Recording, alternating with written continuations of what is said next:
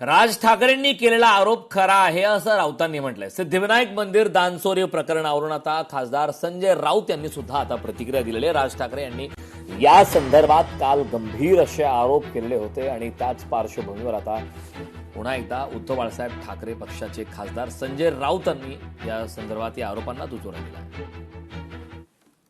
करायचे सन्मान्य राज ठाकरे यांनी जो स्फोट केलेला आहे त्याच्यामागे फार गंभीर प्रकारचं सत्य दडलेलं आहे। उपमुख्यमंत्री सुनेत्रा पवार आज बारामतीच्या दौऱ्यावर आहेत। सहयोग निवासस्थानी नागरिकांच्या गाठीभेटी घेण्यात येत आहेत। नागरिकांच्या अडीअडचणी समस्या जाणून घेतल्यात। तातडीने उपाययोजना करण्याच्या संबंधितांना आता निर्देश देण्यात आले। उपमुख्यमंत्री सुनेत्रा पवार आज बारामतीच्या दौऱ्यावर आहेत। यावेळी सुनेत्रा पवार यांनी त्यांच्या सहयोग निवासस्थानी नागरिकांच्या गाठीभेट घेण्यात आल्यात। नागरिकांच्या अडचणी समजून जाणून घेतल्या आहेत। तसेच याबाबत तातडीने उपाययोजना करण्याच्या सूचना सुद्धा त्यांनी संबंधितांना दिल्या आहेत।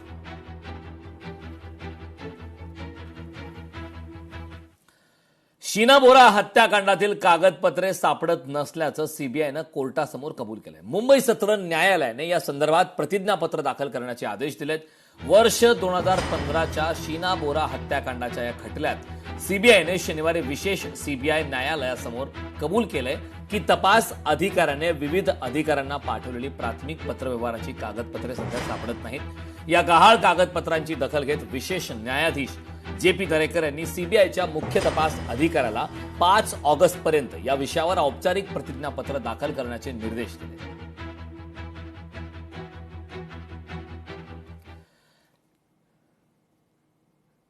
केशवराव भोसले नाट्यगृहाच्या चौकशीची मागणी करण्यात आली। नाट्यगृहाच्या आगीची विशेष चौकशी करा, दिलीप देसाई यांनी मुख्यमंत्र्यांकडे ही मागणी केली आहे। कोल्हापुरातील संगीत सूर्य केशवराव भोसले नाट्यगृहाच्या आगीची पुन्हा एकदा चौकशी सुरू करून फॉरेन्सिक अहवालानुसार गुन्हा नोंद करावा आणि आग लावणाऱ्यांचा शोध घ्यावा।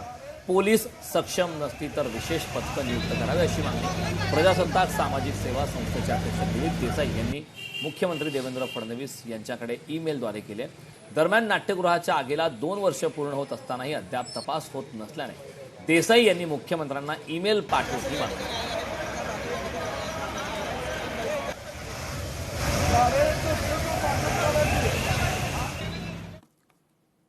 सकाळची नाशिक दिल्ली विमानसेवा पुन्हा एकदा सुरू होणार आहे। 1 ऑक्टोबरपासून नाशिक दिल्ली सकाळची विमानसेवा पुन्हा एकदा सुरू होणार आहे। इंडिगो कंपनीची अधिकृत ही घोषणा करण्यात आलेली आहे। तिकीट बुकिंगलाही आता सुरुवात झाली आहे। अमेरिका इराण युद्धाच्या पार्श्वभूमीवर ही सेवा तात्पुरती बंद करण्यात आलेली होती। सेवा पुन्हा सुरू झाल्याने उद्योजक, व्यापारी आणि प्रवाशांना आता मोठा दिलासा मिळाला आहे। नाशिक ते दिल्ली दरम्यान पुन्हा दिवसातील नियमित उड्डाणे आता उपलब्ध होणार आहेत।